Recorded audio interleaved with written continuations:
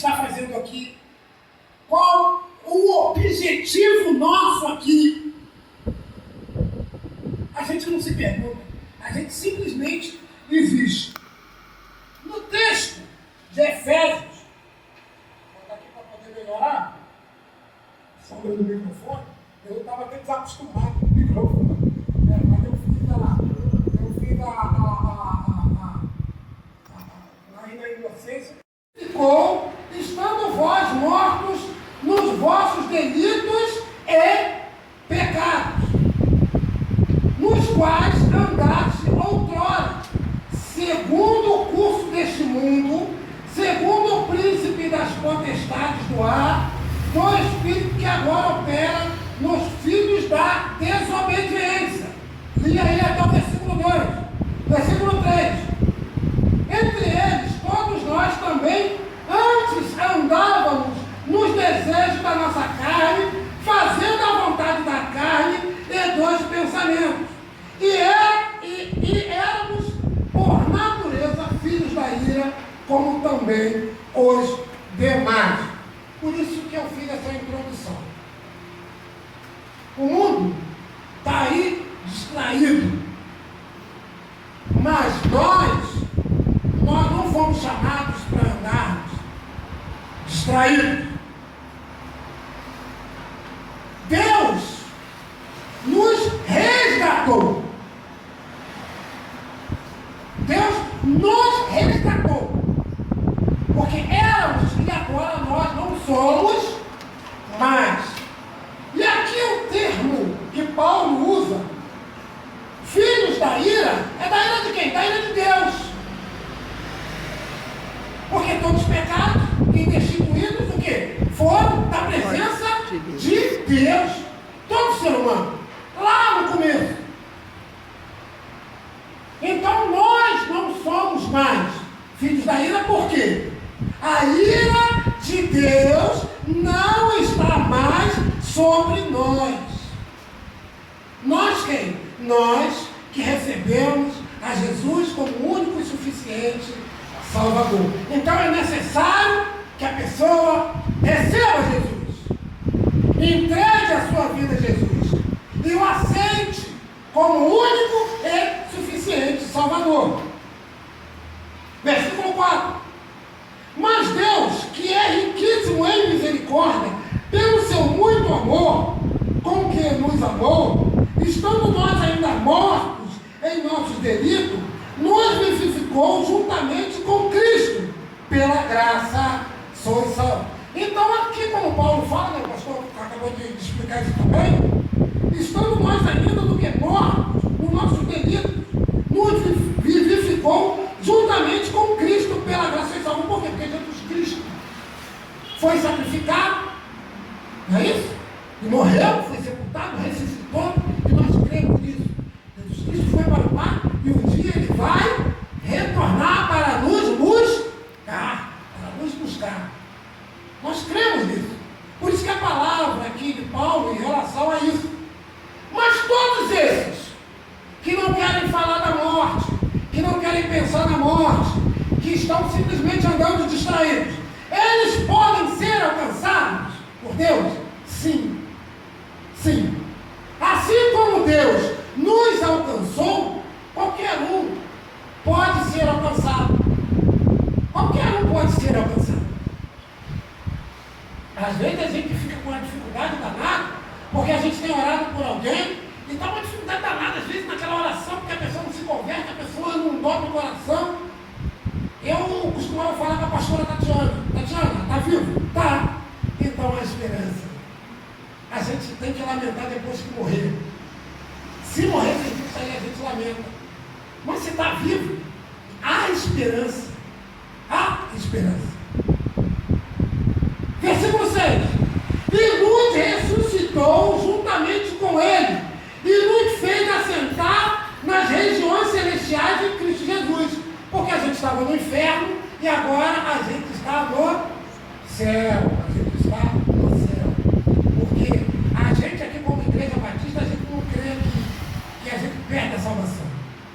Uma vez salvo, salvo para sempre. Tem gente que, eu pequei, eu perdi a salvação. salvação. Não tem como.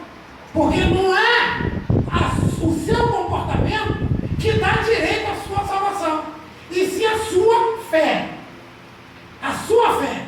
Se você crê em Cristo como único e suficiente Salvador, isso é te dá o direito. Porque desde o momento em que uma pessoa peca e ela perde a salvação, ela não foi salva por Cristo. Ela foi salva pelas suas atitudes. Mas a palavra de Deus não diz que é o nosso comportamento que traz a nossa salvação. Versículo 7. Para mostrar nos séculos vindouros as abundantes riquezas da sua graça, pela sua benignidade para conosco em Cristo Jesus. Aí aquele texto que a gente gosta muito de recitar. Eu gosto muito de explicar. E como as pessoas têm dificuldade para entender isso. Como as pessoas, às vezes eu tenho convidado pessoas para poder participar de um culto, para vir à igreja,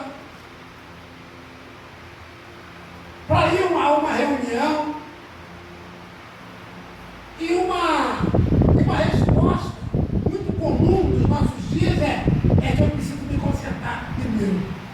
Depois que eu me consertar, aí eu vou. Eu não quero ser igual esse pessoal daí que não se consertou e foi. Mas eles estão certos, que não se consertaram foram por quê? Porque quem conserta de verdade é Deus. É Deus que transforma. Desde o momento em que a gente o quê? Se submeta a Ele. Em que você se submeta a Ele. Porque se você não se submeter a Ele, não tem conserto. Se você tentar pelas suas forças, não tem conserto. Porque não tem como. É impossível. Deus preparou isso somente para Jesus Cristo. Só Jesus pode trazer liberdade. Só Jesus pode libertar o homem do pecado e da condenação do pecado. Só Jesus é que pode fazer isso. Você que é impossível isso acontecer. E Paulo, aqui nesse versículo 8 e 9, ele explica isso. Versículo 8 e 9. Pois é pela graça que sois salvos. Gostei dessa versão aqui. Que ele usa o verbo é aqui. A gente sempre fala, pela graça sois salvos, não é isso? Ele chega assim e conclui, pois é pela graça que há a salvação. Não é pelo comportamento. Por meio da fé, através da fé. Então é necessário crer. É necessário abrir o coração. E eu sempre, quando eu tenho a oportunidade de sair para poder aplicar o evangelismo exclusivo, que explica muito bem isso, Porque quando a gente treina o evangelismo exclusivo, a gente fica entendendo que há 3 tipos de fé. A igreja aqui já sabe disso, 3 tipos de fé. Existe aquela fé intelectual, aquela fé racional, que a gente entende as coisas, que a gente sabe as coisas, que a gente vai para a escola e a gente começa a entender as coisas e aceitar as coisas, mas é uma coisa racional, 2 mais 2 é igual a 4. A gente crê nisso, a gente crê de todo o coração que 2 mais 2 é igual a 4. A gente crê de todo o coração que 2 mais 2 é igual a 4, porque é racional. A razão nos faz entender dessa forma. Existe aquela fé temporária, não é isso? Que é aquela fé onde a gente começa a pedir alguma coisa a Deus e todas as pessoas no mundo pedem coisa a Deus e Deus abençoa todas aquelas pessoas no mundo. Aquelas pessoas que são crentes e aquelas pessoas que não são crentes. Aquelas pessoas que creem nele e aquelas pessoas que não creem nele. Às vezes a gente não entende que Deus abençoa a todos os que estão no mundo. Mas essa bênção é uma bênção temporária. Às vezes um filho que está doente e a pessoa pede a cura do filho. Às vezes uma dificuldade financeira e a pessoa pede para que Deus dê uma salvação ali no momento de dificuldade. Essa fé é uma fé temporária, porque depois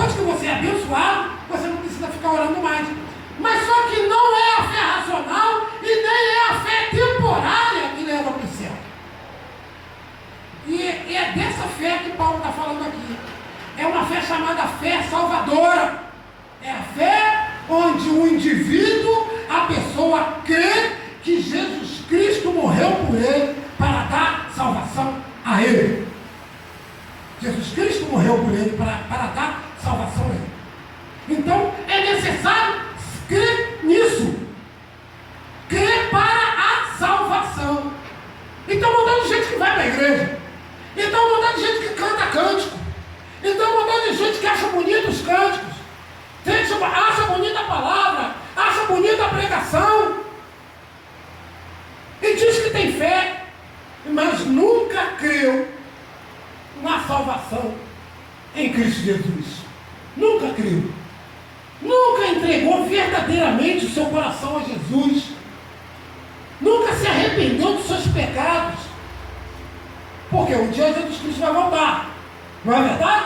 Jesus Cristo vai voltar e aqueles que receberam Jesus Cristo como único e suficiente Salvador, esses irão o quê? Morar com Deus. E aqueles que não receberam Jesus Cristo, o que vai acontecer? O que a Bíblia diz?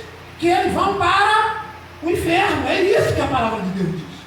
Não é o pastor, né? Tem um colega meu que sempre fala, vocês ficam falando que a gente vai para o inferno. Eu não falo nada. Eu sempre falo para ele. Eu não falo nada. Eu não falo nada. Eu não falo. Eu só repito. Mas repete sim. É a Bíblia que fala. É a palavra de Deus que fala. É o texto sagrado que fala. A gente só o quê? Repete o texto sagrado. A gente crê e a gente repete. Tem um conhecido meu que agora há pouco tempo, ele foi enfático comigo. Eu não creio. Eu não creio. Aí eu falei para ele, quando chegar aquele dia, né? Quando chegar aquele dia, você vai lamentar essa sua declaração se você não se arrepender. Se você não se arrepender. Se você não se arrepender, você vai lamentar. E muitas pessoas que às vezes vão à igreja vai lamentar. E tem gente que acha que indo à igreja tá bom, não tá. Porque Jesus Cristo andava com um monte de gente em volta dele. Mas no momento em que ele deu um sermão duro, o que aconteceu? As pessoas se afastaram dele. As pessoas simplesmente se afastaram dele. Pois é pela graça que sois salvos, versículo 8 de Efésios capítulo 2. Por meio da fé, por intermédio da fé. E isto não vem de vós. Aí está dizendo agora, está bem claro. Você pode ler aí na sua versão, está dizendo que isso não vem de você, não vem de mim, não vem do pastor. Né? Tem agora até pastor que salva os outros. Não existe isso. Não vem de igreja que salva, igreja não salva ninguém. Não salva. Então ele está dizendo, isso não vem de vós. É o que?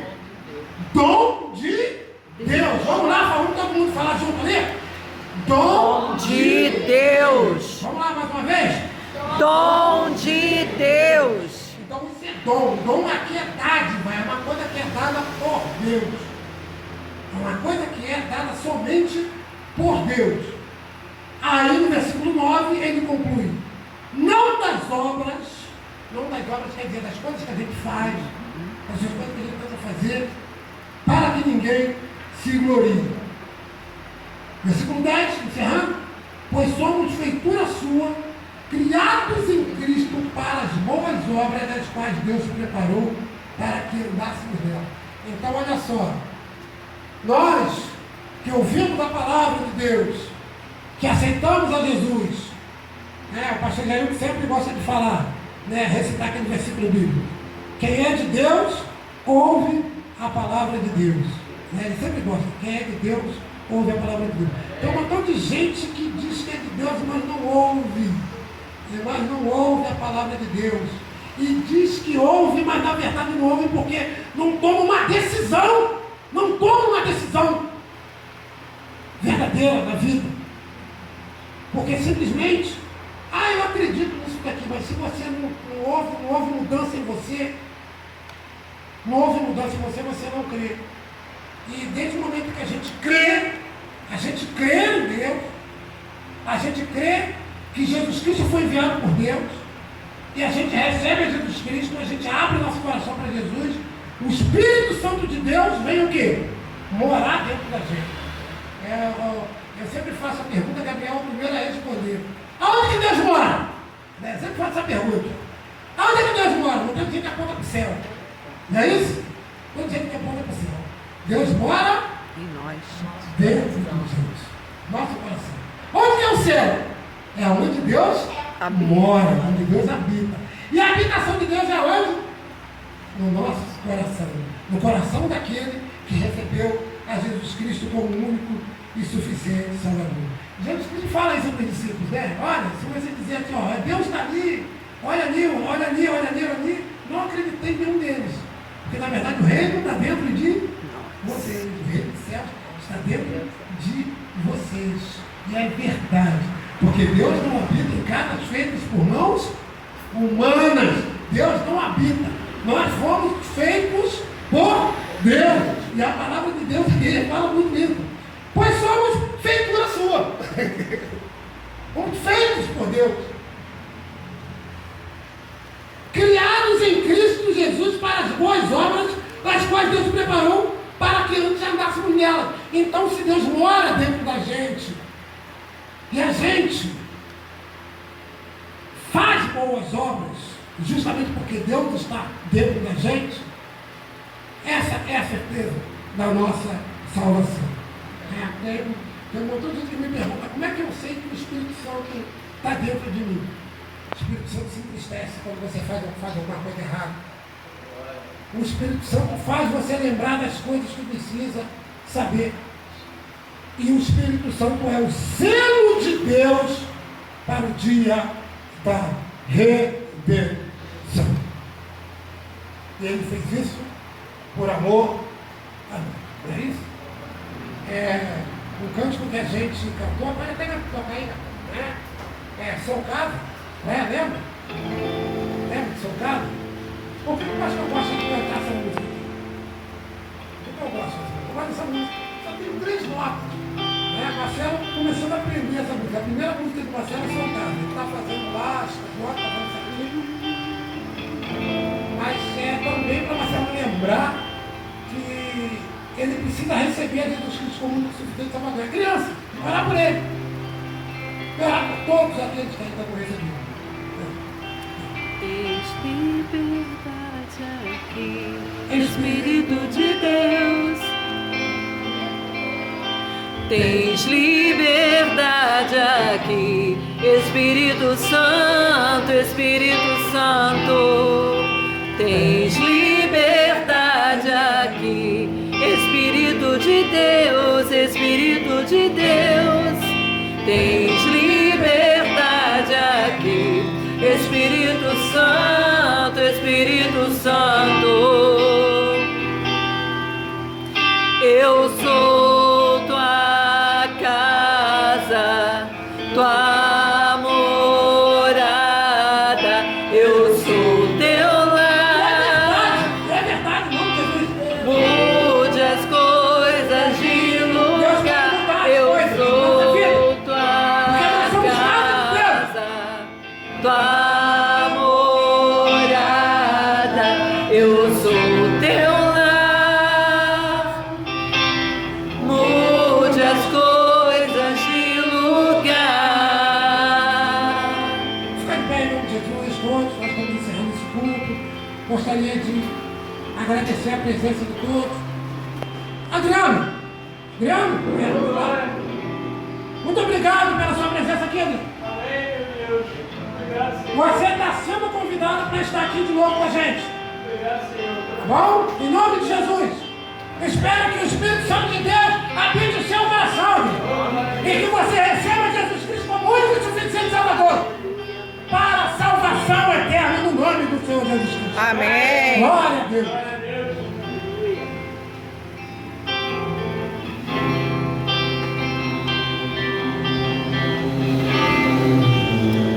Liberdade aqui, Espírito de Deus, Espírito de Deus. Tens liberdade aqui, Espírito Santo.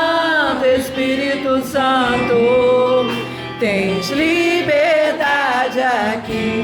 Espírito de Deus, Espírito de Deus, tens liberdade aqui. Espírito Santo, Espírito Santo, eu sou tua casa, tua morada, eu sou teu lar. Mude as coisas de lugar, eu sou tua casa, tua morada, eu sou teu lar. Mude as coisas de lugar. Nosso Deus, amado Pai, muito obrigado por esta noite, Deus, aqui na tua presença, Pai amado. Que o teu Santo Espírito tenha liberdade aqui, ó Pai, para fazer a tua vontade. Muito obrigado pela palavra, ó Deus, pregado. Muito obrigado, ó Deus, pelos louvores, ó Deus, no nome do Senhor Jesus Cristo. Ó Pai amado, nós pedimos, ó Pai, clamamos pela tua misericórdia sobre as nossas vidas. Que tu possa abençoar o Adriano nesse momento, ó Deus.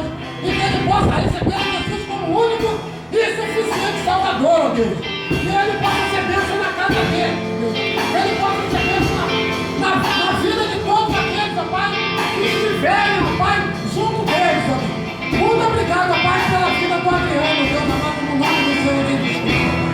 Ó Pai amado, que ele possa abrir o coração agora para Jesus, ó Deus. Glória a Deus. E entregar a sua vida a Cristo. Glória a Nós Deus. oramos e agradecemos por isso no nome do Senhor Jesus Cristo. Amém. E amém.